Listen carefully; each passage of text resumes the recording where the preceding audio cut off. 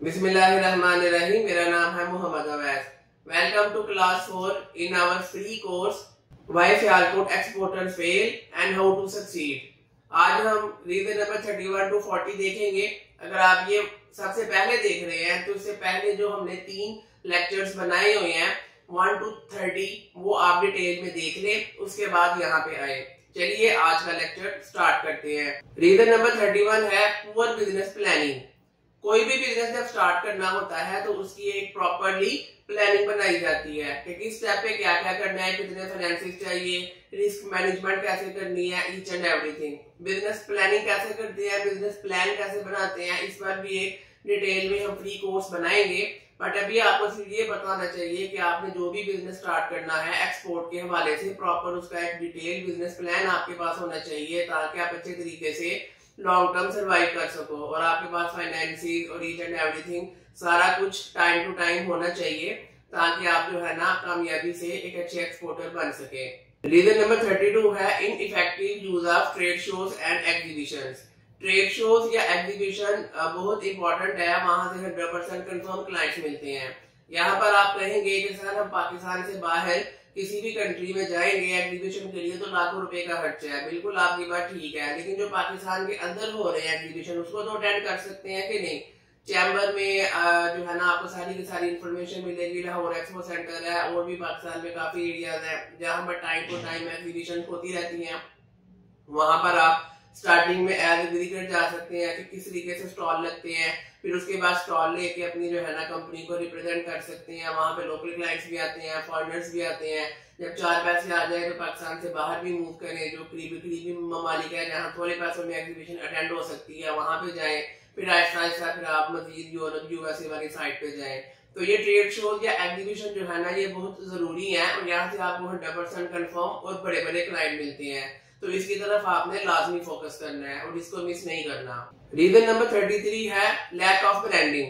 आपकी एक्सपोर्ट की कंपनी है, उसकी आपको अच्छे तरीके से ब्रांडिंग करनी होगी बाहर की कंट्री में, ताकि वहां के इंपोर्टर्स को पता लगे कि आप एक अच्छी कंपनी है और आप अच्छी चीजें बनाते हैं। और उसके लिए एडवर्टीजमेंट, इन्फ्लुएंसर मार्केटिंग, ये सारे के सारे जो वेज हैं ये बेस्ट है। मेटा की कंपेन्स, गूगल की कंपेन्स चला सकते हैं, अवेयरनेस वाली, रीच वाली, वो सारी की सारी चीजें हमने सीखनी है इसी यूट्यूब चैनल पे। लेकिन अभी सिर्फ आपको ये बताना चाहिए कि अपनी कंपनी की ब्रांडिंग करना जरूरी है, अदरवाइज क्लाइंट को कैसे पता चलेगा कि आपकी कंपनी एक अच्छी कंपनी है। तो ब्रांडिंग पे फोकस करें। रीजन नंबर 34 है पुअर रिलेशनशिप्स विद सप्लायर्स। यानी कि जो भी आपके मेकर्स हैं जहां से आपने माल बनवाना है उनके साथ अपने ताल्लुकात को अच्छा बनाएं, ताकि जब भी आपको ऑर्डर आए आप फौरी तौर पे वहां से माल बनवा सकें, टाइम से बनवा सके, सेम क्वालिटी का बनवा सके और अच्छी प्राइस पे बनवा सके। अगर मेकर के साथ आपके ताल्लुकात अच्छे नहीं होंगे तो डेफिनेटली वो आपको टाइम पे माल नहीं देगा, या क्वालिटी को लो कर लेगा, या प्राइस अच्छी नहीं देगा। तो आपके जो भी सप्लायर है उनके साथ आपके ताल्लुकात अच्छे होने चाहिए। रीजन नंबर 35 है हाई टैरिफ बैरियर्स। देखिए कोई भी कंट्री है जब वो इंपोर्ट करती है तो उस पे गवर्नमेंट ने टैक्स लगाने होते हैं।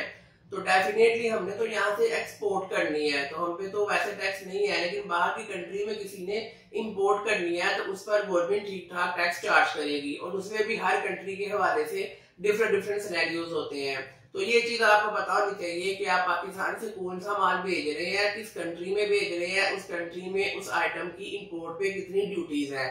डेफिनेटली जितनी हाई ड्यूटी होगी उतना क्लाइंट के लिए मुश्किल होगा इंपोर्ट करना, और वो कोशिश करेगा मैं अपनी लोकल कंट्री में ही मैन्युफैक्चरिंग करवा लूं।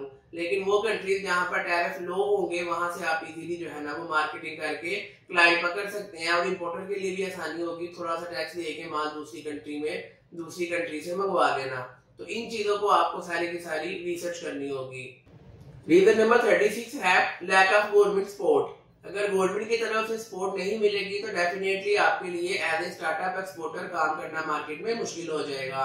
तो आपके लिए बेस्ट यही है कि, और गवर्नमेंट पाकिस्तान की सपोर्ट करती है एक्सपोर्टर्स को। डिफरेंट अदारे बने हुए हैं, चैम्बर है, टीडैप है, और भी स्मैडा का अदारा है, एनबीडीपी है, और भी काफी अदारे हैं जो कि यंग स्टार्टअप्स को सपोर्ट करते हैं। इन सब अदारों के हवाले से भी डिटेल में हम क्लासेस करेंगे। बट अभी आपको पता होना चाहिए कि गवर्नमेंट ऑफ पाकिस्तान ने काफी ऐसे अदारे बनाए हुए हैं जो एक्सपोर्टर्स को हेल्प आउट करते हैं, उनके लिए फ्री सेमिनार्स वगैरह करवाए जाते हैं, ईच एंड एवरीथिंग।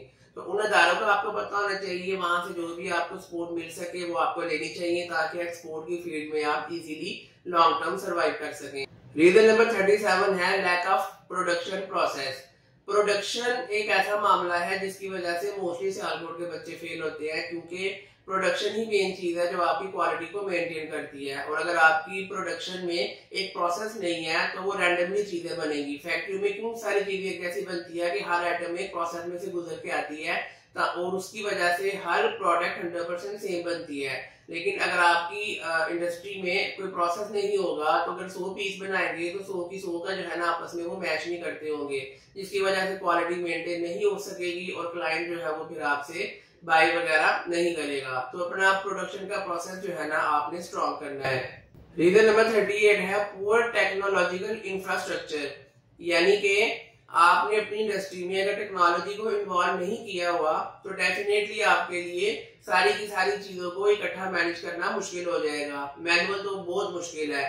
तो आप अपनी कंपनी में अपनी इंडस्ट्री में टेक्नोलॉजी को लेके आए और एआई को किसी तरीके से लेके आए, वो आपके लिए सारी की सारी चीजों को इजी कर देगा। और टेक्नोलॉजी जो है ना आपको ईच एंड एवरीथिंग बताएगी कि किस दिन आपने कितनी जो है ना वो कॉस्ट की, कितना आपने इनकम किया एक महीने में, एक साल में, सारे का सारा डाटा टेक्नोलॉजी आपको लेके आएगी। मार्केटिंग में भी हेल्प करेगी, एडवर्टीजमेंट में भी हेल्प करेगी। तो अपनी फैक्ट्री में आपने हर स्टेप पे जहां जहां पर भी टेक्नोलॉजी का इस्तेमाल हो सकता है वो करें, ताकि आपके लिए जो प्रोडक्शन कॉस्ट है वो मिनिमाइज हो और जो रिस्क है या लॉस है वो भी मिनिमाइज हो और प्रॉफिट आपका मैक्सिमाइज हो। रीजन नंबर 39 है लिमिटेड ई कॉमर्स कैपेबिलिटीज, यानी कि ई कॉमर्स के जो प्लेटफॉर्म्स हैं वहां पर आपकी प्रेजेंस ना होना भी एक डिसएडवांटेज है। वहां पर आपको अपनी कंपनी की प्रेजेंस बनानी चाहिए ताकि क्लाइंट जब आपको वहां पे सर्च करे तो क्लाइंट को लगे कि आप एक अच्छी कंपनी हो और आप हर जगह पे अवेलेबल हैं। तो उससे भी आपकी कंपनी की जो है ना एक रिलायबिलिटी में इजाफा होगा और आपके लिए एक्सपोर्ट करना इजी हो जाएगा। रीजन नंबर 40 है lack of response to competition, यानी कि आपके जो कंपेटिटर्स हैं वो क्या क्या काम कर रहे हैं इसका आपको ना पता होना भी आपके लिए नुकसानदेह है। हो सकता है उन्होंने कोई ऐसी स्ट्रेटेजी बना ली हो जो आपसे अच्छी हो और सारे के सारे क्लाइंट्स वो लेके जा रहे हो। तो आपको अपने कंपेटिटर्स को रेगुलर बेसिस पे चेक करना होता है कि वो इस टाइम कौन कौन सी स्ट्रेटेजीज बना रहे हैं, ताकि आप भी उन्हीं स्ट्रेटेजीज के हवाले से उनसे बेहतर स्ट्रेटेजी बनाएं। उनकी स्ट्रेटेजी को कॉपी ना करें बल्कि उनसे बेहतर बनाएं, फिर ही आप उनको कम्पीट कर सकेंगे। तो ये भी एक मेन रीजन है जिसकी वजह से सियालकोट के बच्चे फेल हो रहे हैं। उम्मीद करते हैं कि आज की वीडियो में आपने काफी कुछ सीखा होगा। आपकी तरफ से कोई भी फीडबैक हो तो आप कमेंट सेक्शन में बता सकते हैं। हमने सियालकोट के एक्सपोर्टर्स के लिए एक व्हाट्सएप का ग्रुप बनाया है जिसका लिंक डिस्क्रिप्शन में अवेलेबल है।